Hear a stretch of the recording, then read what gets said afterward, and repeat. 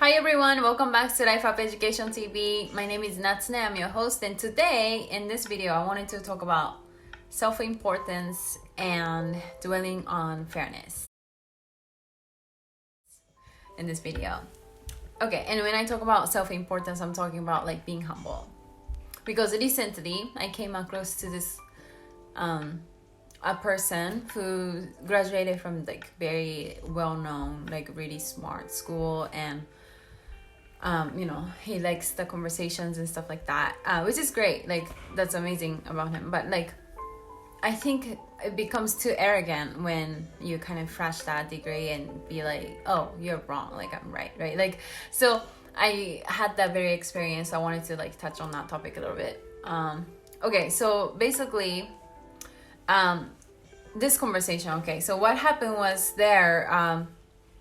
we spoke about something sophisticated, right? And this person, as much as he is a very smart individual, like it just really doesn't matter, you know what I mean? Like, we were talking out of the academia. There was no point for neither of us to be correct. It was just a personal conversation.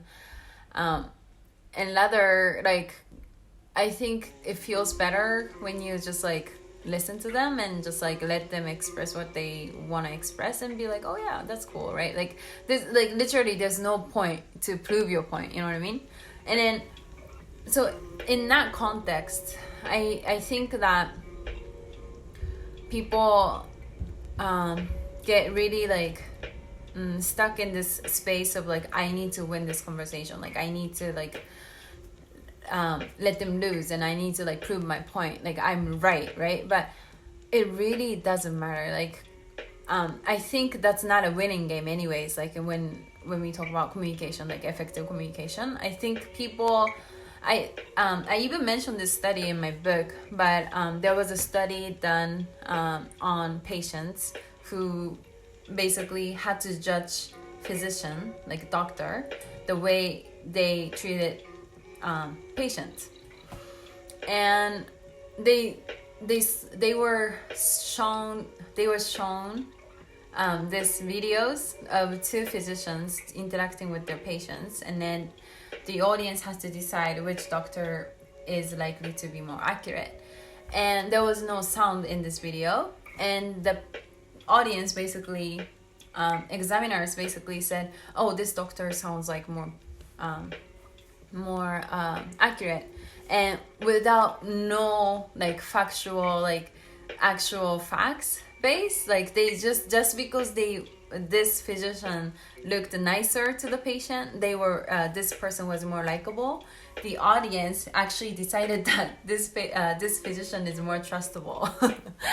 And it's just simple like that. Like, that's human psychology. Like, in the argument, without the opponent really understanding and going through the same experience that your point is making, like, there's no way to convince them, because whatever you're proving is not in their experience, which means that information is irrelevant for this very person, right?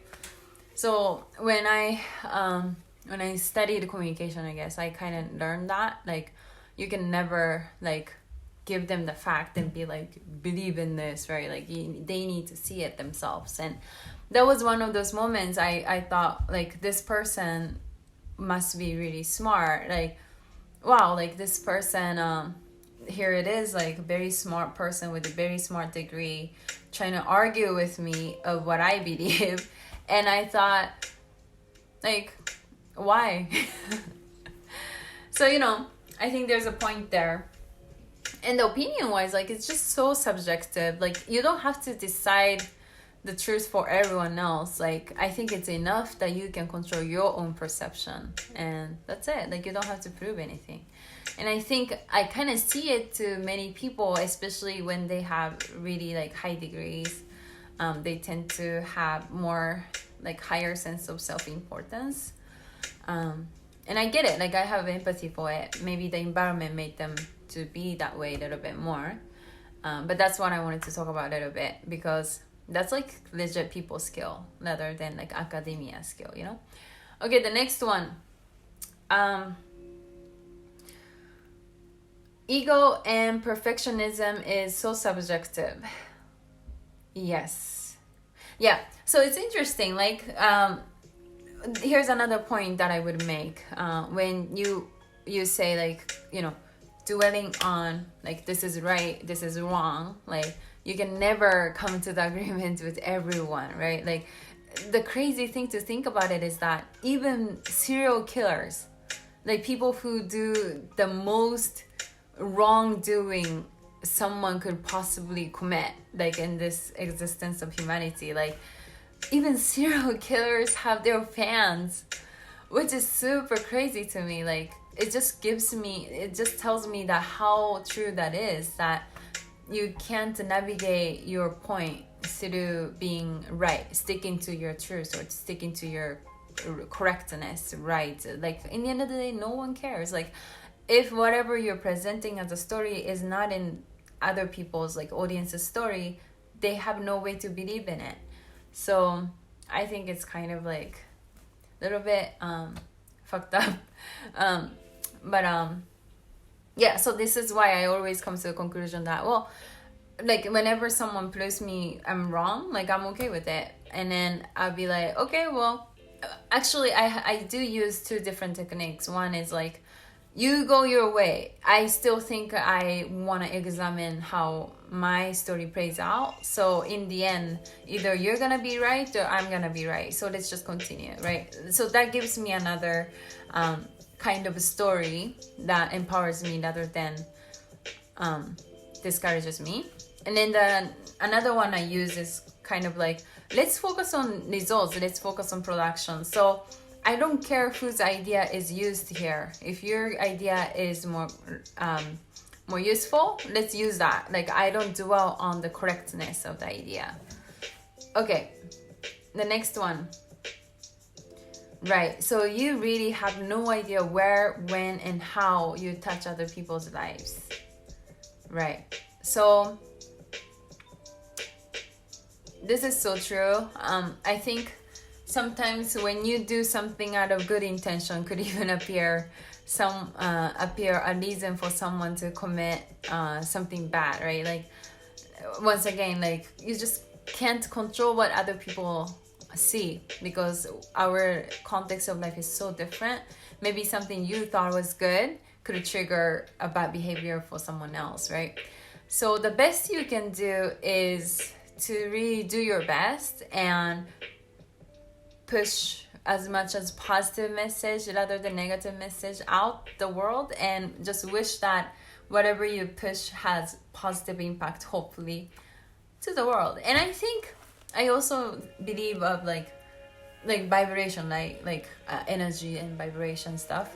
I think it's really practical concept when you even like break it down with like biology, physics, I guess, is it?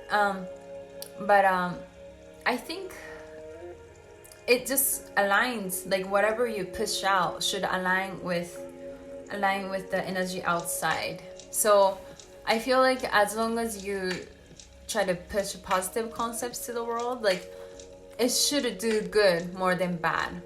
So maybe I'm being romantic, but that's what I think. Okay, the next one. Let's talk about self-importance, right? What we need is abundance and love toward ourselves. The difference between self-importance and self-worth, the word terms, is some people try to get self-importance only by degrading or, I guess, putting others down and talking highly of their own worth and demand. And that comes from scarcity.